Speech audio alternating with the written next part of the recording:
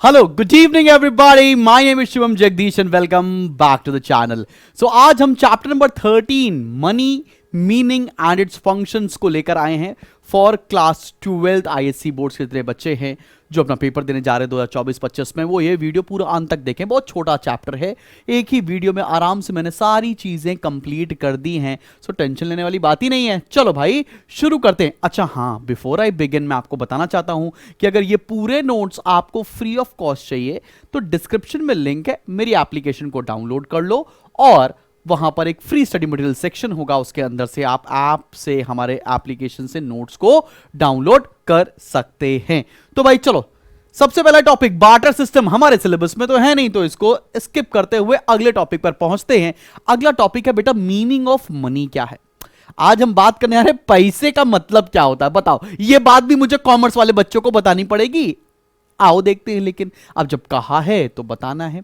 Anything which is commonly used and generally accepted as a medium of exchange और a standard of value. मतलब अगर मुझे mobile phone खरीदना है, इसके बदले में जो चीज मैं दूंगा वो क्या होगा? मनी। तो यहां पे दो कीवर्ड्स हैं, anything which is commonly use and generally accepted. इस बात को याद रखना, इसको हाईलाइट कर दोगे तो मैडम भी खुश हो जाएंगी और इम्तिहान में मार्क्स भी मिल जाएंगे। अब आते हैं बच्चा पार्टी काइंड्स ऑफ मनी के ऊपर।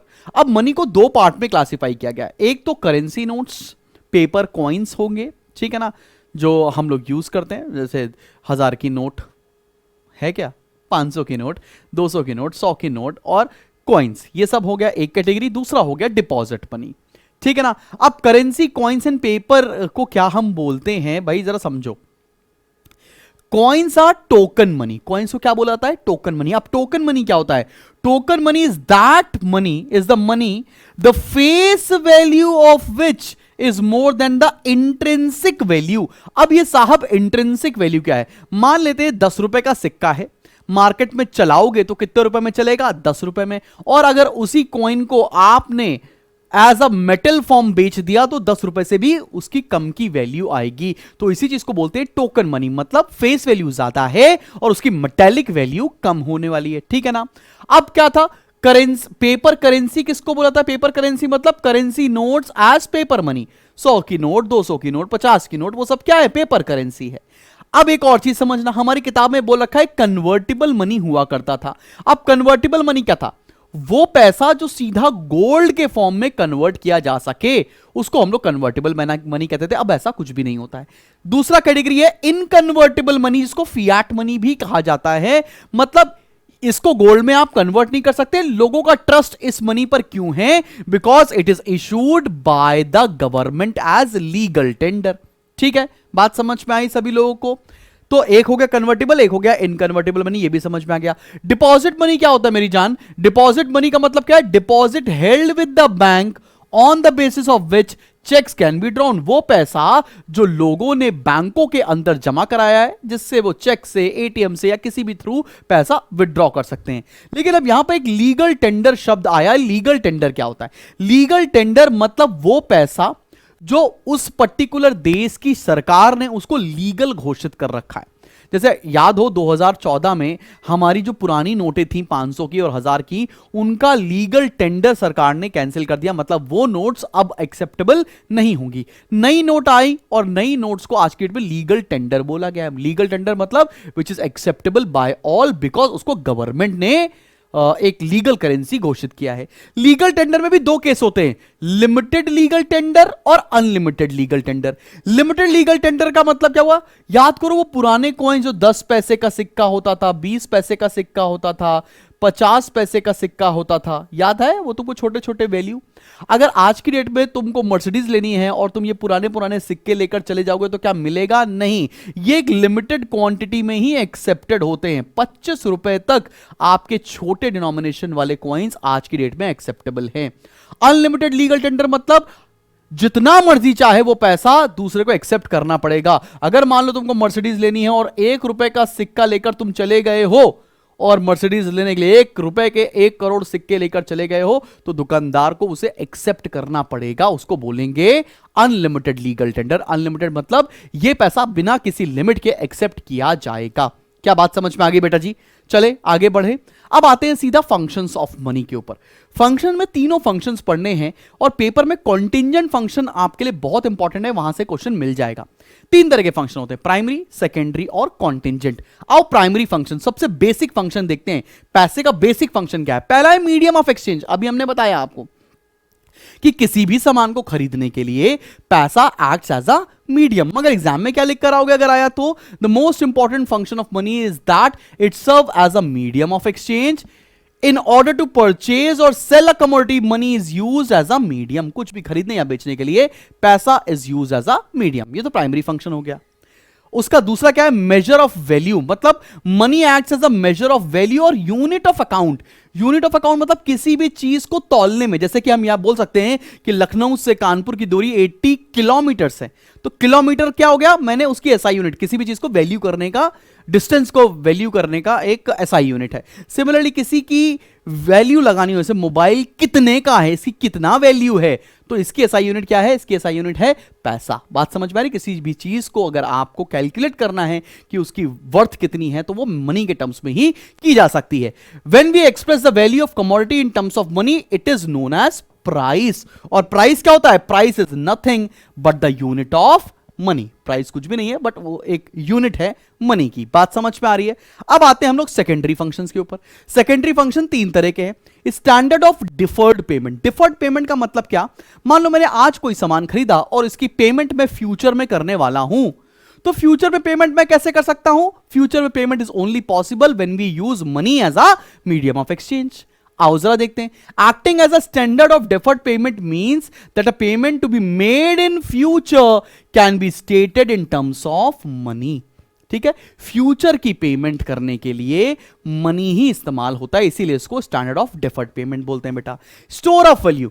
Money also serves as a store of value, that is people can keep their wealth in the form of money. भाई आज की डेट में हमें कुछ भी स्टोर करना है तो हम पैसे के फॉर्म में स्टोर कर सकते हैं, इसीलिए इसको स्टोर ऑफ वैल्यू बोलते हैं। तीसरा फंक्शन है transfer of value. Money also serves as a convenient mode of transfer of value. मतलब क्या? अगर तुम्हारे दादाजी ने तुम्हारे नाम पर 100 करोड़ रुपए की प्रॉपर्टी कर दी, तो क्या करेंगे? कितने की प्रॉपर्टी कर दी ट्रांसफर? 100 करोड़ की प्रॉपर्टी ट्रांसफर कर दी। तो वैल्यू ट्रांसफर करने में भी मनी का इस्तेमाल होता है। ये तो हो गए हमारे सेकेंडरी फंक्शन बेटा जी। अब आते हैं कॉन्टिंजेंट फंक्शन के ऊपर। कॉन्टिंजेंट फंक्शन एक एक करके जरा देखो। पहला है मैक्सिमाइजेशन ऑफ यूटिलिटी। याद करो वो चैप्टर था थ्योरी ऑफ कंज्यूमर बिहेवियर, जहां पर मैं आपको कंज्यूमर्स इक्विलिब्रियम पढ़ा रहा था, वन कमोडिटी केस। अगर कंज्यूमर को इक्विलिब्रियम डिटरमाइन करना है, कहां पर उसकी सिचुएशन है जहां पर उसको सबसे ज्यादा मजा आ रहा है, तो वो भी हम तभी कर सकते हैं when we express it in terms of money. तो मैक्सिमाइजेशन ऑफ यूटिलिटी भी हम तभी निकाल सकते हैं जब हम चीजों को मनी के टर्म्स में वैल्यू करेंगे। कहना क्या चाहते हैं? A rational consumer wants to maximise his utility while purchasing goods and services. It can be only possible when it is measured in terms of money. याद करो MUX upon PX is equals to MUM की condition लगाते थे one commodity case में, मतलब आपको satisfaction को भी मॉनिटरी टर्म्स में मेजर करना पड़ेगा, तभी आपको समझ में आएगा कि आपकी यूटिलिटी मैक्सिमाइज हो रही है या नहीं। दूसरा क्या है? Employment of factor inputs. मान लेते हैं किसी भी फैक्ट्री में किसी एक लेबर की भर्ती होती है। अब लेबर को मैं सही पैसा दे रहा हूं कि नहीं दे रहा हूं, मुझे कैसे पता चलेगा? वो ऐसे पता चलेगा कि वो कितने प्रोडक्ट बना रहा है, उसके बदले में कितने पैसे आपसे ले रहा है।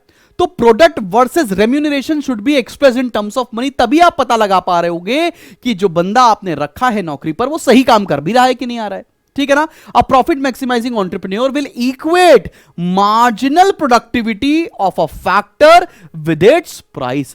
मतलब अगर 10,000 रुपए का मैंने लेबर रखा और वो मुझे 5,000 रुपए का ही प्रोडक्ट बनाकर दे रहा है, इसका मतलब मेरे लिए लॉस हो रहा है। 10,000 का मैंने लेबर रखा और मुझे 50,000 का प्रोडक्ट बनाकर दे रहा है, दैट मींस हम यहां पर सरप्लस में हैं।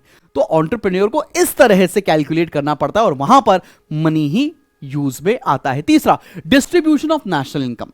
भाई हमारे देश में हर एक बंदे की इनकम क्या है, पर कैपिटा इनकम क्या है, स्टेट वाइज इनकम क्या है, ये हम नहीं निकाल सकते थे अगर money was not used as a SI unit of this. ठीक है ना? तो क्या करें? Use of money has facilitated the distribution of national income among various factors of production.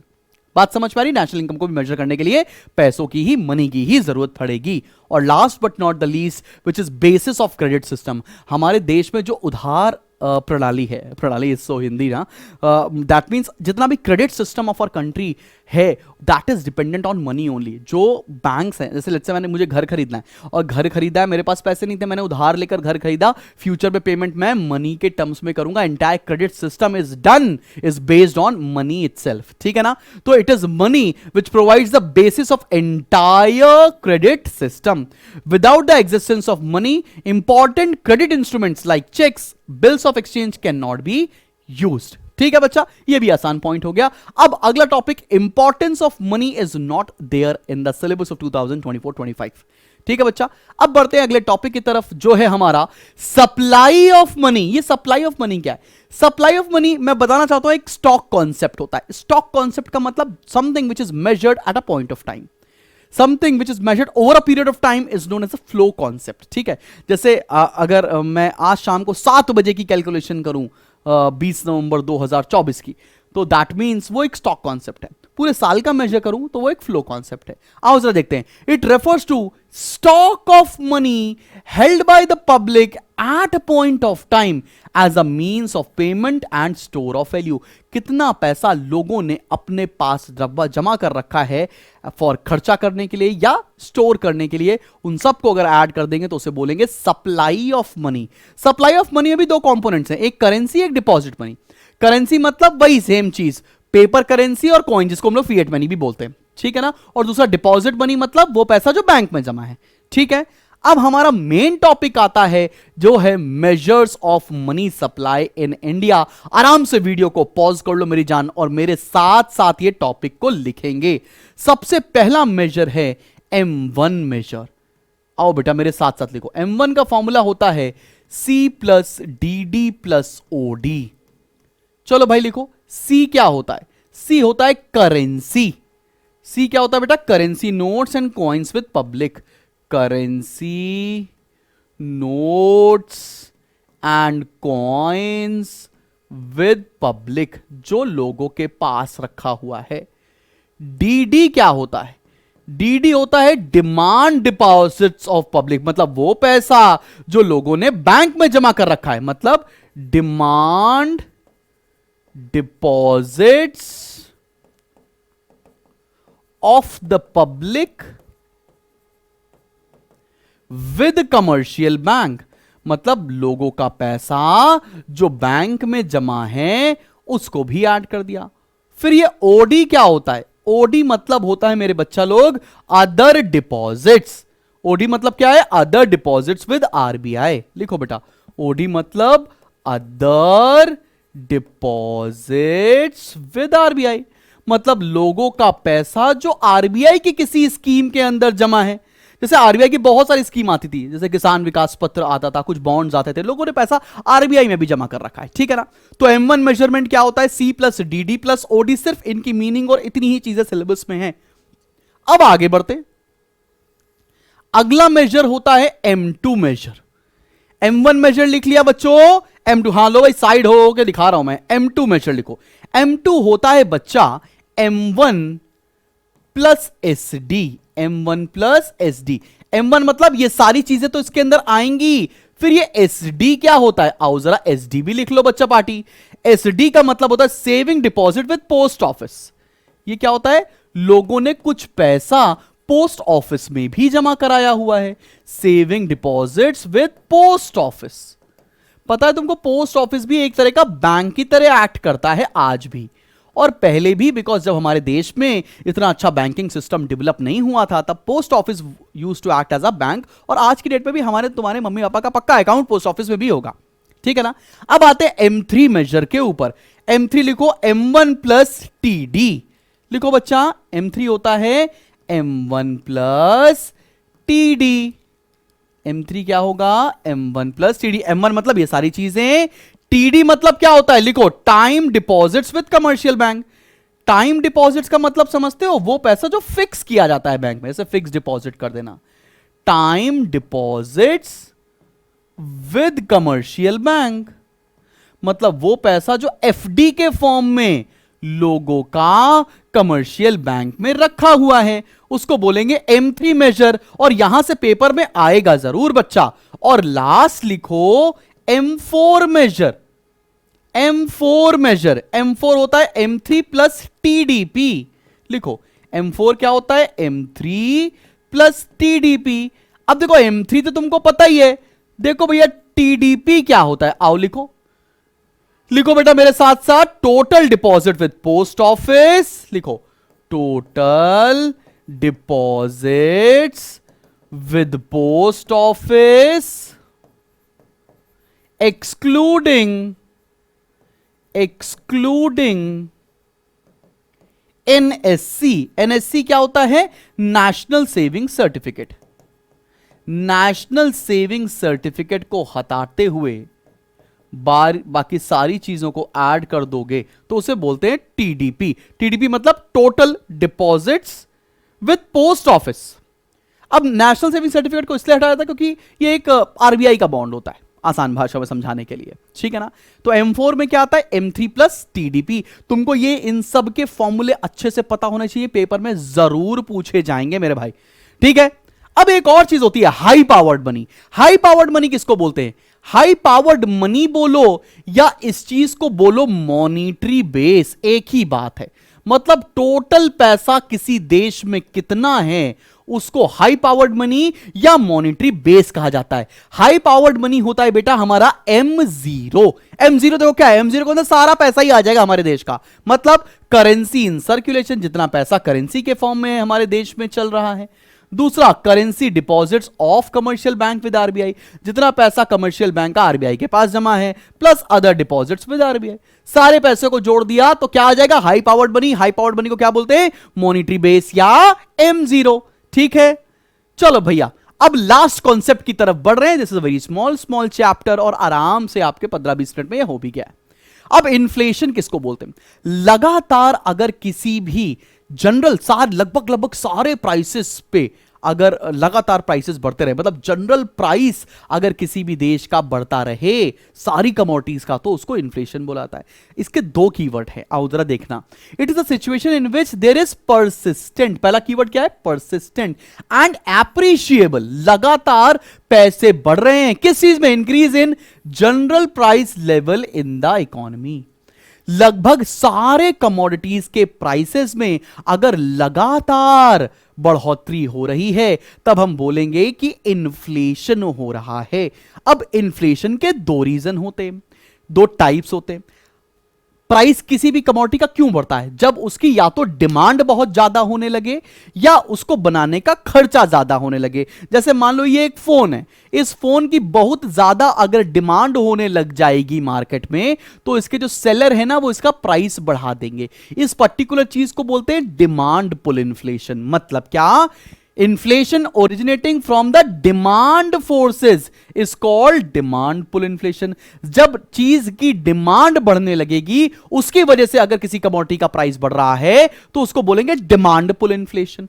Cost push inflation का मतलब क्या होता है, अगर मान लो इसी फोन को बनाने का खर्चा बढ़ जाए, कॉस्ट ऑफ प्रोडक्शन बढ़ जाए और तब इस प्रोडक्ट का मार्केट में प्राइस बढ़ जाएगा, तब उसको बोलेंगे कॉस्ट पुश इन्फ्लेशन। मतलब inflation originating from increase in cost of production is known as cost push inflation। क्या तुमको बात समझ में आ गया है कि इन्फ्लेशन क्या होता है और साथ साथ में डिमांड पुल इन्फ्लेशन क्या है और कॉस्ट पुश इन्फ्लेशन क्या है। So this is it from this particular chapter और मिलते हैं बहुत जल्दी एक नेक्स्ट वीडियो के साथ। Till then keep smiling and keep learning और भूलना मत ये नोट्स आप एप्लीकेशन से फ्री ऑफ कॉस्ट डाउनलोड कर सकते हैं। This is me Shubham Jagdish signing off from today's class. Wish you luck.